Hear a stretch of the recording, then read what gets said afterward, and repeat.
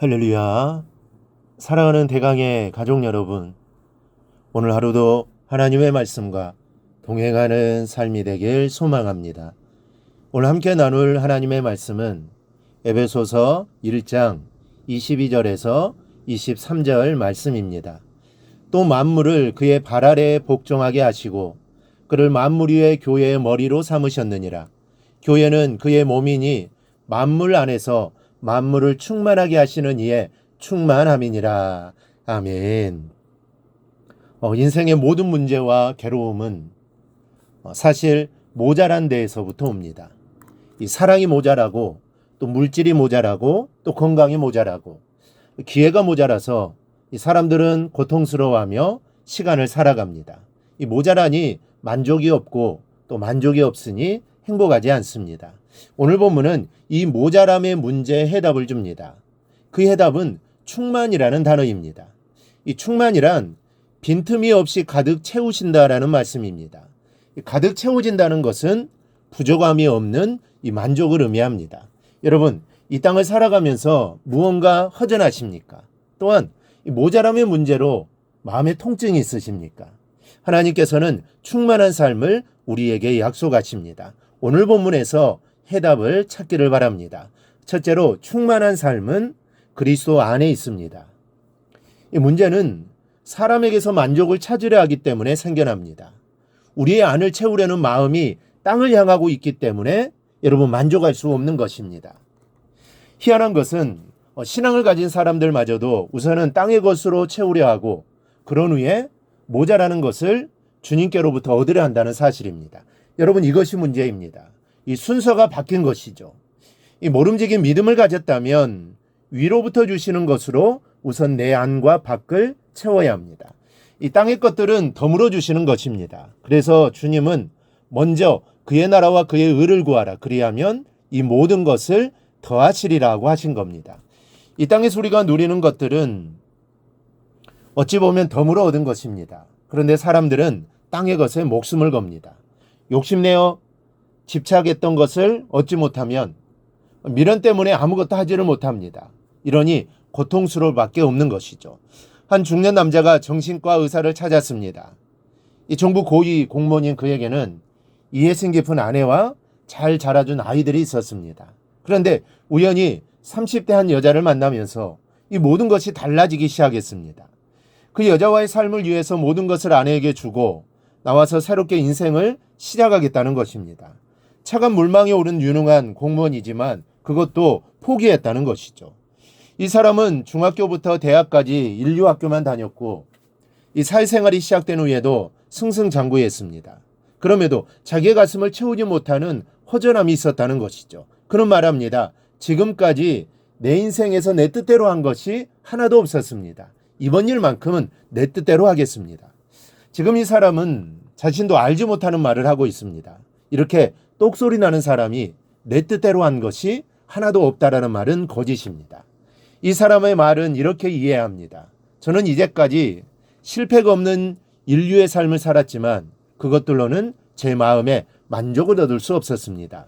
여러분, 이 사람이 새로운 애인과 함께 한다고 만족된 삶이 주어질까요? 글쎄요, 만족은 사람에게서 오는 것이 아닙니다.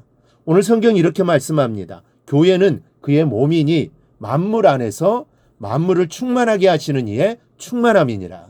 예수님만이 만물 안에서 만물을 충만케 하시는 분이라는 말씀입니다. 주님 안에 있을 때에만 만족이 있을 수 있다는 말씀입니다. 여러분, 만족된 삶을 원하십니까? 땅도 사람도 바라보지 마시고 오직 예수 그리스도를 바라보기를 바랍니다. 저는 내게 만족이 없었네라는 이 복음성 가사에 전적으로 동감합니다. 사람을 보며 세상을 볼 때 만족함이 없었네. 나의 하나님 그분을 뵐 때 나는 만족하였네. 이 진리를 깨달으시기를 바랍니다. 우리를 만족해 하시는 분은 오직 하나님뿐입니다. 세상은 사람은 나를 만족하게 하지 못합니다. 서로 불완전한 존재이기 때문이죠. 하지만 하나님은 완전하신 분이기에 그분을 의지하며 따르는 자에게 진정한 만족을 주십니다. 하나님으로 만족하며 살아가기를 바랍니다. 둘째는 교회의 몸이 되어야 합니다. 그리스도께서 충만함을 주시는 분이라고 해도 내가 주님과 상관이 없다면 여러분 아무 소용이 없습니다. 내가 주님과 밀접하게 연결이 되어 있어야 그 충만하심이 나를 채우시는 것입니다. 주님이 교회의 머리라 하셨으니 나는 교회의 지체로서 나에게 주어진 지체로서의 움직임을 감당해야 하는 것입니다. 어떤 사람이 꿈을 꾸었습니다. 꿈속에서 이 사람은 자신의 이름을 드러내고 싶어 땀을 흘리며 교회를 짓고 있었습니다. 그때 천사가 와서 자신을 어디론가 데려가더니 아주 아름다운 성전을 보여주는 것입니다. 이 구석구석을 구경하는데 자세히 보니 성전 꼭대기에 돌 하나가 비어 있어 보기가 흉했습니다. 그래서 천사에게 물었습니다. 이 돌 하나는 어디 갔지요? 비어 있으니 보기에 이상하군요. 천사는 대답합니다.